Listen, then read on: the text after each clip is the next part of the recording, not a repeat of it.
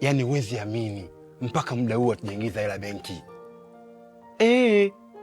Yaani tupo huku toka mchana, sijui asubuhi ile. Umekuwa askari kanzu siku hizi, si ndio? Unatoa tu taarifa. Hapana bosi. Sikia, hauna kazi kuanzia leo. Tukirudi nyumbani, tafuta cha kufanya na umpigie dili umwambie, au mimi nitasaidia kukwambia. Madam, familia usifanye hivyo.